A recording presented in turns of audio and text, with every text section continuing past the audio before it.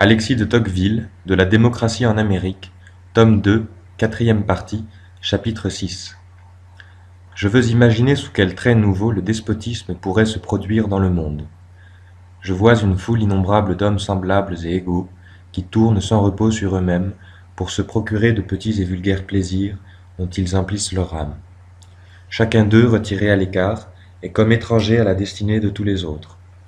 Ses enfants et ses amis particuliers forment pour lui toute l'espèce humaine. Quant au demeurant de ses concitoyens, il est à côté d'eux, mais il ne les voit pas. Il les touche et ne les sent point. Il n'existe qu'en lui-même et pour lui seul, et, s'il lui reste encore une famille, on peut dire du moins qu'il n'a plus de patrie. Au-dessus de cela s'élève un pouvoir immense et tutélaire, qui se charge seul d'assurer leur jouissance et de veiller sur leur sort. Il est absolu, détaillé, régulier, prévoyant et doux. Il ressemblerait à la puissance paternelle si, comme elle, il avait pour objet de préparer les hommes à l'âge viril. Mais il ne cherche au contraire qu'à les fixer irrévocablement dans l'enfance. Il aime que les concitoyens se réjouissent, pourvu qu'ils ne songent qu'à se réjouir. Il travaille volontiers à leur bonheur, mais il veut en être l'unique agent et le seul arbitre. Il pourvoit à leur sécurité, prévoit et assure leurs besoins, facilite leurs plaisirs, conduit leurs principales affaires, dirige leur industrie, règle leur succession, divise leur héritage.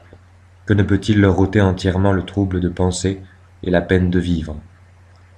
C'est ainsi que tous les jours, il rend moins utile et plus rare l'emploi du libre arbitre, qu'il renferme l'action de la volonté dans un plus petit espace et dérobe peu à peu à chaque citoyen jusqu'à l'usage de lui-même. L'égalité a préparé les hommes à toutes ces choses. Elle les a disposés à les souffrir et souvent même à les regarder comme un bienfait. Après avoir pris ainsi, tour à tour, dans ses puissantes mains chaque individu, et l'avoir pétri à sa guise, le souverain étend ses bras sur la société tout entière. Il en couvre la surface d'un réseau de petites règles compliquées, minutieuses et uniformes, à travers lesquelles les esprits les plus originaux et les âmes les plus vigoureuses ne sauraient se faire jour pour dépasser la foule. Il ne brise pas les volontés, mais il les amollit, les plie et les dirige. Il force rarement d'agir, mais il s'oppose sans cesse à ce qu'on agisse. Il ne détruit point, il empêche de naître. Il ne tyrannise point, il gêne, il comprime, il énerve, il éteint, il hébète. Et il réduit enfin chaque nation à n'être plus qu'un troupeau d'animaux timides et industrieux dont le gouvernement est le berger. J'ai toujours cru que cette sorte de servitude, réglée, douce et paisible, dont je viens de faire le tableau, pourrait se combiner mieux qu'on ne l'imagine avec quelques-unes des formes extérieures de la liberté, et qu'il ne lui serait pas impossible de s'établir à l'ombre même de la souveraineté du peuple. Nos contemporains sont incessamment travaillés par deux passions ennemies. Ils sentent le besoin d'être conduits et l'envie de rester libres. Ne pouvant détruire ni l'un ni l'autre de ces instincts contraires, ils s'efforcent de les satisfaire à la fois tous les deux. Ils imaginent un pouvoir unique, tutélaire, tout-puissant, mais élu par les citoyens. Ils combinent la centralisation et la souveraineté du peuple. Cela leur donne quelque relâche. Ils se consolent d'être en tutelle, en songeant qu'ils ont en eux-mêmes choisi leur tuteur.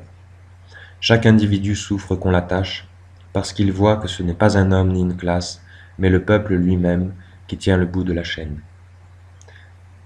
Les peuples démocratiques, qui ont introduit la liberté dans la sphère politique, en même temps qu'ils accroissaient le despotisme dans la sphère administrative, ont été conduits à des singularités bien étranges.